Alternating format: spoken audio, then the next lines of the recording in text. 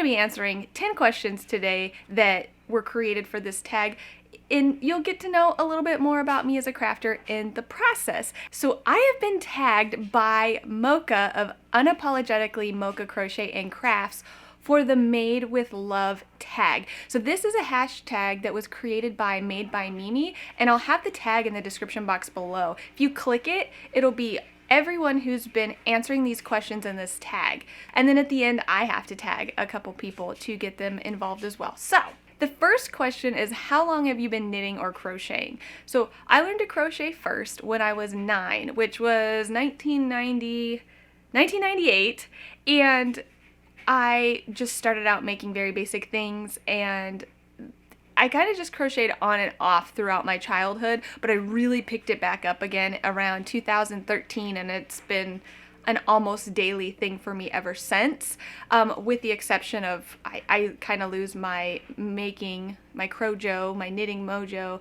my knit jo during pregnancies for whatever reason. I I'm not usually interested, so I've got some gaps. But knitting I picked up in 2013, back when I picked up crocheting again more frequently, and so I was 24 when I learned to knit. So learned to crochet at 9, learned to knit at 24. I'm now 33, so it's been a little while. The next question is, what is your oldest make? I don't have it, right? Because I learned to crochet when I was 9. I do remember what I made. I first learned to do very long chains and then double crochet back into them, and I just kind of made like a little piece of fabric to get it all, to learn it really, right? And it didn't make anything. I ripped it all out, and then I showed my grandma, and she taught me to make curls and turn them into roses. So if you put 3 stitches in a chain, it increases your fabric so much it spirals your piece, and if you twirl that up and sew it down at the bottom, it creates a rose. So I made tons and tons and tons of roses. I don't have any of them. What is your most recent make? That would be, I'm assuming you mean finished make. So I think the most recent thing I finished was a pair of mittens. Let me grab those. So this is the Of a Feather mitt pattern by Stephanie LaFountain of the Crafty Garden podcast. And I used Rama fennel, which is a 2-ply Icelandic wool. It's a very durable wool. And it's got this really sweet Fair Isle pattern. I accidentally knit the cuff and forgot to put the stripes in there, so it's missing. The original pattern has some cute striping in the ribbing, but it's got this really nice I-cord to attach them. It's just the one baby size, but it matches the cardigan, her first cardigan pattern, which I finished recently too, which is the Of a Feather mitts. Or Of a Feather Mini, Of a Feather Mini. I test knit this pattern for her in the 2-year-old size. Well, it's 18 to 24 months size, I believe. And I used the same Rama fennel for this as well, and it's just so cute. It was my first time steeking. It's a steeked pattern. You knit the color work in the round, and there's a steek in the front, at the neck, and the sleeves. There's actually 4 steeks total, so it was a great learning experience, and this is such an amazing pattern. I will have it linked down below. It was like an amazing first pattern for her. I can't wait to see what else she comes out with. I know she's working on an adult version that I need in my life, so yeah, this is my most recent make, and I love it. The next question is, what is your dream yarn? I know some people have been actually naming the actual yarn that exists that they are dreaming of owning, but like, I dream of yarn that doesn't exist. I dream of yarn that I can't get a hold of. And so for me, my dream yarn is going to be something that's soft but durable, because that's the hardest thing to get right. Like, once you start getting durable yarn, it starts losing softness. So something that's magically soft but still extremely durable, probably in a range of sport to DK weight, and of course it comes in every color you could possibly want. Probably 100-gram balls, high twist, has to have a high twist. And I was thinking more specifically too, like, okay, like, I don't know how that would be created, and it's still very vague. If I could create my own custom yarn blend, I would die to get a hold of some Jacob nylon blend yarn. So Jacob's a breed of sheep. It is not a mass-produced breed. It's actually on the list of threatened breeds because it's a small sheep, and fleece producers like to use the big sheep that you can get more wool per animal off of. So it's not a super popular sheep to be bred for fiber, and it also is on the coarser end of fineness. When you talk about softness, from what I've seen, it's from your coarser merino grade to like wool used for rugs grade wool. So it would have to be a very selective 4-fiber breed of Jacob blended with nylon, several plies, high twist. That's my dream yarn. I feel like if you guys have been watching my channel lately, then you guys know that I'm in the process of buying a small farm, and I'm pretty sure I'm gonna be getting Jacob sheep and breeding them for fiber. Like, I'm very certain of this at this point, I think. I'm gonna make my own dream yarn, you guys. How many whips do you have? If you have ever felt whip shame, let me share my journey with you, because I am an impulsive project starter, and because of that, I lose interest in projects quickly. Because of that, I have a lot of projects I've started and I haven't finished, and I used to feel like shame and guilt about that, and I've eventually learned to let that go, especially as I step into designing, because a lot of my whips are designs that have either been put into timeout or abandoned completely, and I need to rip them out and reclaim that yarn for something else. But I get so distracted with other new things. So, you guys, I honestly don't know off the top of my head, so let's go look. So this is my cubby in my living room that is right next to where I'm filming. Hey. And I keep all my recent work in progresses, all my recent whips in here. So we've got 1, 2, 3, 4, 5, 6, 7, 8, and 9 not in a bag. So that's in here, and then the ones I'm actively working on are around my house. So, oh, you can't see that one. Let me close that one up. That one's a secret. No, so that was 9. So 10, 11, that bag's empty, so it doesn't count. So 10, 11, and 12, and then I know I have some out in my shed, so let's go look there too. Oh, look, more whips. So that's a knitting shawl. I know that. That's a knitted wrap. Let's see. That's another 1, 2, 3, 4, 5. I think this is this sweater is so close to done. So I guess it's 17 total that I was able to find, but I think there are more hiding around the house, if I'm being honest. So 17 plus. What does your stash look like? Well, let me show you around my stash. I have quite a bit of yarn that I keep in my house, but most of it is in my shed because my house is pretty small.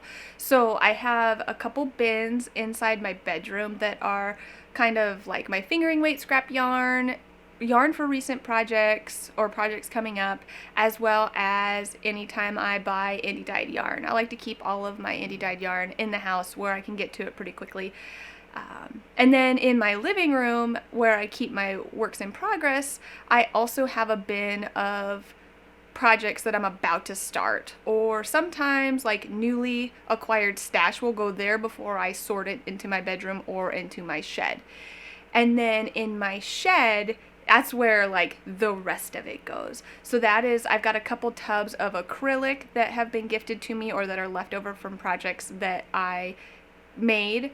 There are also some bins full of yarns that's been gifted to me, people destashing their stash, trying to downsize their living spaces.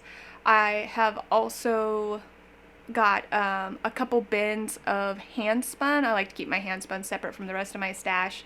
And then I think I've got like some organized by brand. Like I have my Hobie yarn together. I've got the yarns I can use for submissions for designs all together. I've got a kind of an area for swatches, and like back when I did the cotton reviews, I've got an area that's got all the cottons and all the swatches that I used for that. So it's organized in its own way, but also not organized. I wish I had room in my house. The new house that I'm going to be getting, I think I'll be able to have it displayed and organized in a much better manner because there will be more space there. It's literally over twice the size of this house. So, next question, are you a loose or tight knitter or crocheter?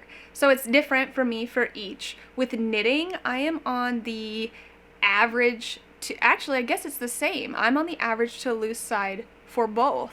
I would say I'm closer to average in knitting and closer to looser in crochet. Knitting has been a journey though. When I first learned to knit, I knit so tightly I could barely knit into the stitch because I was pulling the yarn way too tight.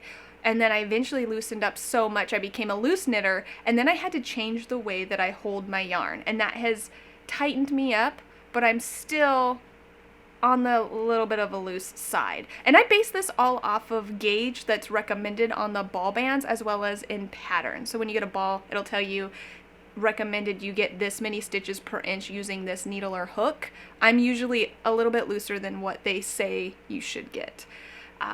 And same thing goes for crochet, but crochet I tend to be even a little bit looser, especially in row height and row gauge, because if you've ever looked into what the golden loop is in crochet, when you're creating a stitch, when you insert your hook into the next stitch and you pull up a loop, that first loop at that stage of whatever stitch you're making, depending on how high and how loose you make that loop, it affects your row gauge.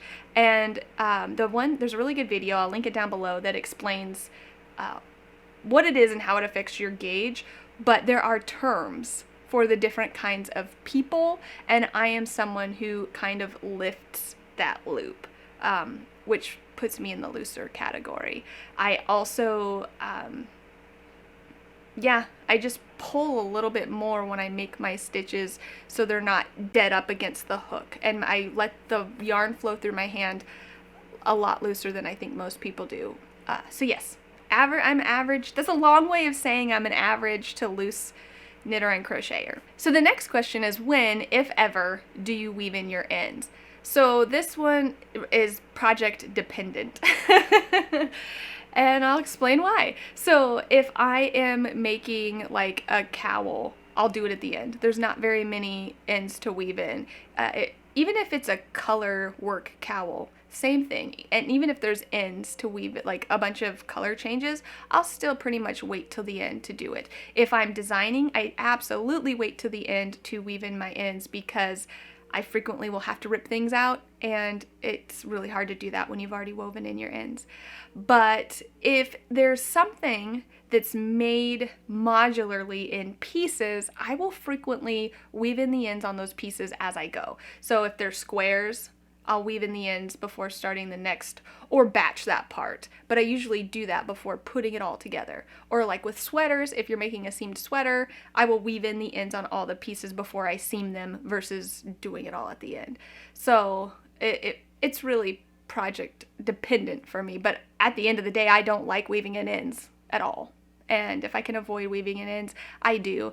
And I know some people weave in their ends as they go. I haven't tried it with knitting yet to see how that works. But with crochet, I'm too loose of a crocheter, and when you crochet over them loosely, they wiggle their way out over time.